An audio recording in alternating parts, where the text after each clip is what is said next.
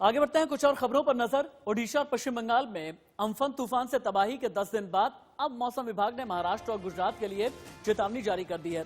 दोनों राज्यों में अरब सागर में अगले 48 घंटे में बनने वाले कम दबाव की वजह से दोनों तटीय राज्यों में 3 जून को चक्रवात निसर्ग के दस्तक देने की संभावना है। मौसम विभाग के मुताबिक अरब सागर में 2 तूफान बन रहे हैं, उसमें से एक तूफान ओमान और यमन की ओर चला जाएगा, जबकि एक तूफान भारत में महाराष्ट्र और गुजरात के तट से टकराएगा। 2 तस्वीरें हम आपको दिखा रहे हैं। ओडिशा पश्चिम बंगाल में कहर बरपाया था अम्फन तूफान ने, और अब यह कहा जा रहा है कि निसर्ग तूफान अगले 12 से 48 घंटे में खतरनाक चक्रवाती तूफान में बदल सकता है। एनडीआरएफ की 2 टीमें पालघर, 3 मुंबई में, 1 ठाणे में, 2 रायगढ़ में और 1 रत्नागिरी में तैनात की गई हैं। ग्राउंड जीरो से अभिषेक की रिपोर्ट। निसर्ग तूफान बड़े ही तेजी से मुंबई की तरफ बढ़ रहा है, मुंबई, पालघर और कोकण के लिए। उसके बाद वो गुजरात जाएगा। लेकिन इस वक्त आपको हम दिखा रहे हैं मुंबई के पास पालघर जिले की तस्वीरें। पालघर जिले में समुद्र किस तरीके से उफान पर है। 120 किलोमीटर की रफ्तार से लगातार जो ये निसर्ग तूफान है जो लगातार चल रहा है, और जिस तरीके से देखे समुद्र में अरब महासागर, यही अरब महासागर जिस तरीके से समुद्र में दबाव बना है, उसकी वजह से चक्रवात भारी पैमाने पर कभी भी बड़ा आ सकता है। इसके वजह से मौसम विभाग की तरफ से बड़ी चेतावनी दी गई है कि जो समुद्री किनारे हैं वह सचेत रहे, और वहां पर कभी भी कोई बड़ा जो तूफान आ सकता है उसकी वजह से बड़ा नुकसान हो सकता है। आपने देखा किस तरीके से पिछले दिनों दूसरा तूफान जब आया था उसके वजह से कितना बड़ा नुकसान तमाम इलाकों में हुआ था, ओडिशा और पश्चिम बंगाल और अन्य जिलों में। लेकिन अब यह तूफान जो इसका नाम निसर्ग है वह अब महाराष्ट्र में आ रहा है, और महाराष्ट्र की चेतावनी भारी पैमाने पर दी गई है। और आपको दिखा रहा हूं यह तस्वीरें मुंबई के पास पालघर के कलम बीच की है। कलम बीच बहुत प्रसिद्ध बीच है और यहाँ पर भारी संख्या में लोगों का जमड़ा लगा होता है। लेकिन आज देखिए यहाँ पर पूरा सन्नाटा छाया हुआ है। हालांकि लॉकडाउन की वजह से भी तमाम चीजें बंद हैं, लेकिन चूंकि अब तूफान आने वाला है, चक्रवाती तूफान आने वाला है, इसके वजह से पालघर प्रशासन की तरफ से और सरकार की तरफ से बाकायदा बड़े बड़े जो नियम लगाए गए हैं, और इसीलिए कहा गया है कि जो भी आसपास इलाके में रह रहे हैं उन सभी को खाली कराया गया है। आसपास के जो घर है, आपको बता दूं, पूरे बड़े के बड़े जो यहाँ पे गांव हैं उन सभी को खाली करा दिया गया है, ताकि कहीं पर भी अगर कोई ऐसी बड़ा तूफान आता है तो किसी को तकलीफ यहाँ पर ना हो। इसलिए पूरे के पूरे गांव इस वक्त यहाँ पर खाली हो चुके हैं। ये तस्वीरें आप देख रहे हैं पालघर के कलम बीच के, और यही वजह है कि किस तरीके से देखिए पूरे जहां भी आपको नजर जाएगी जो समुद्र में जो बड़ी बड़ी लहरें इस वक्त उठ रही हैं। और मैं इस वक्त आपसे बात कर रहा हूँ, यहाँ पे रिमझिम बरसात भी शुरू हो चुकी है, रह रह कर तेज बरसात भी यहाँ पर हो जा रही है। इसीलिए मौसम विभाग ने साफ साफ शब्दों में कहा है कि भारी बरसात हो सकती है, तूफान बहुत तेज आ सकता है।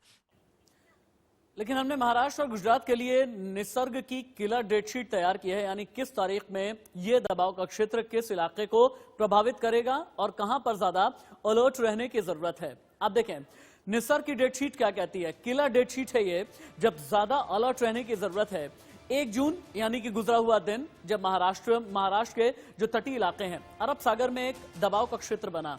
दबाव का क्षेत्र बनने की वजह से 2 अलग अलग तूफान उठे। एक तो यमन की तरफ चला गया, यानी उसका रास्ता यमन और ओमान की तरफ निकल गया, लेकिन दूसरा जो भारत की तरफ आ रहा है, आज है 2 जून, लेकिन 3 जून को यह गुजरात को प्रभावित करने जा रहा है। ये कल रात से लेकर के परसों सुबह तक और परसों दोपहर तक इसका प्रभाव गुजरात के अलग अलग इलाकों में रह सकता है।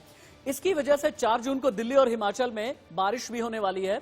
लेकिन हां, अभी के लिए चूंकि अरब सागर में यह दबाव का क्षेत्र बना हुआ है, लिहाजा गोवा में, कर्नाटक में और दक्षिण भारतीय कुछ और राज्यों को इसने प्रभावित किया है।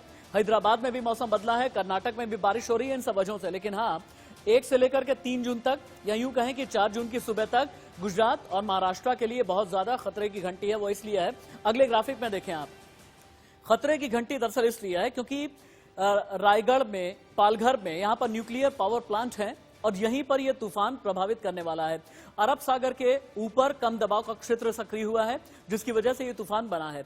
दबाव की वजह से यह निसर्ग तूफान बना है जो गुजरात और महाराष्ट्र को प्रभावित करने जा रहा है। 2 और 3 जून को महाराष्ट्र गुजरात के समुद्री तट से यह टकराएगा, और इसीलिए जितने भी कोस्टल इलाके हैं, जो लो लाइंग एरियाज हैं, इन सभी को खाली कर लिया गया है। 120 किलोमीटर प्रति घंटे की रफ्तार से यह तूफान टकरा सकता है।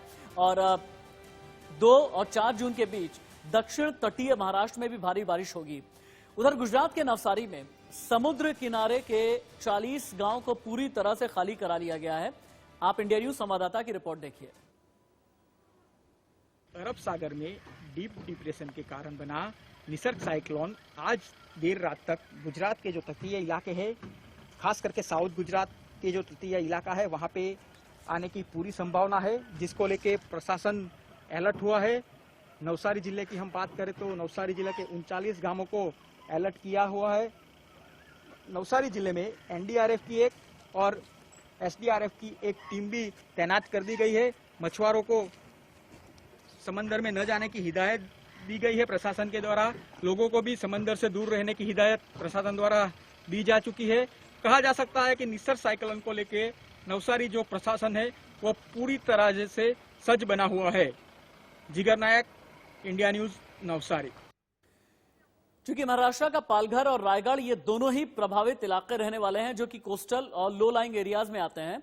पालघर से लाइव रिपोर्ट कर रहे हैं मेरे सहयोगी अभिषेक शर्मा। सीधे हम उन्हीं का रुख कर लेते हैं और अहमदाबाद से सिद्धार्थ पांड्या भी मेरे साथ में जुड़ गए हैं। अभिषेक, हालांकि आप देखें कि इस तूफान की वजह से और तूफान के पहले जिस तरह से मौसम खराब हो रहा है, इसकी वजह से नेटवर्क भी बुरी तरह से प्रभावित हो रहा है। अभिषेक की तस्वीर एक बार आ रही है, एक बार जा रही है। अभिषेक के पास में चलेंगे। सिद्धार्थ पांड्या भी मेरे साथ में है। अभिषेक, अभी पालघर की रिपोर्ट क्या है और पालघर में या तटवर्ती इलाकों में कब ये तूफान टकराएगा?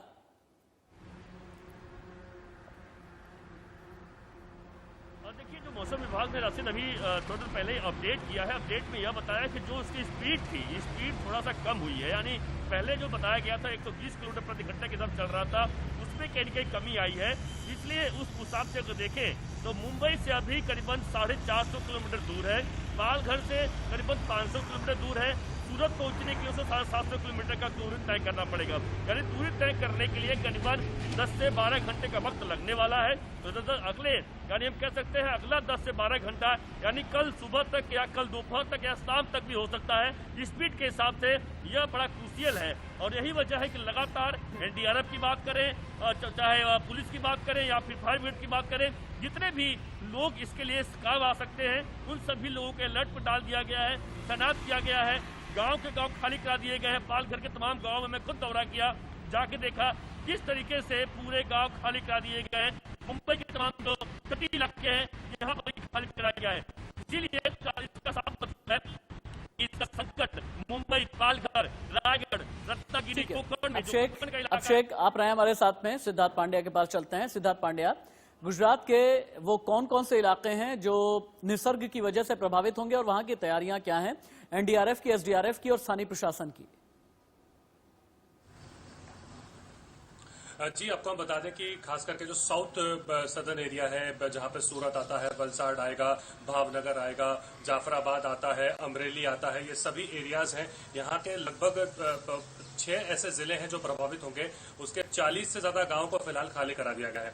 ये एहतियातन तौर पर किया गया है। आपको पता होगा पिछले साल भी वायु करके एक बहुत बड़ा यहाँ पे चक्रवात आया था, जिसके कारण अभी पहले से एहतियातन यहाँ पर लिया गया है। उस समय ज्यादा नुकसान नहीं हुआ था। जैसा अभी हमारे दूसरे सहयोगी अभिषेक भी बता रहे थे कि स्पीड कम हुई है। हमारे भी जो मीटेरोलॉजिकल डिपार्टमेंट से बात हुई उनका यही कहना है कि स्पीड उसकी कम होगी। उसके पीछे का कारण यह है कि जो अपर एयर साइक्लोनिक सर्कुलेशन है उसके कारण से जो लो प्रेशर। सिद्धार्थ पांड्या, आपका शुक्रिया। अभिषेक शर्मा, आपका भी बहुत बहुत शुक्रिया। कुल मिला जुला करके जैसा कि अभिषेक बता रहे थे और सिद्धार्थ बता रहे हैं कि अभी जो तूफान की रफ्तार है वो कम पड़ी है, ऐसा मौसम विभाग का भी कहना है।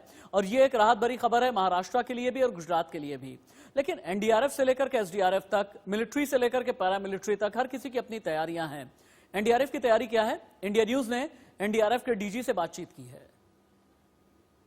अम्फन के बाद एक बार फिर गुजरात और महाराष्ट्र पर तूफान का खतरा मंडरा रहा है। इस मुद्दे पर बातचीत करने के लिए हमारे साथ एनडीआरएफ के डीजी एसएन प्रधान साहब हैं। प्रधान साहब, किस तरह का खतरा है? देखिए, खतरा अम्फन के स्तर का तो नहीं है।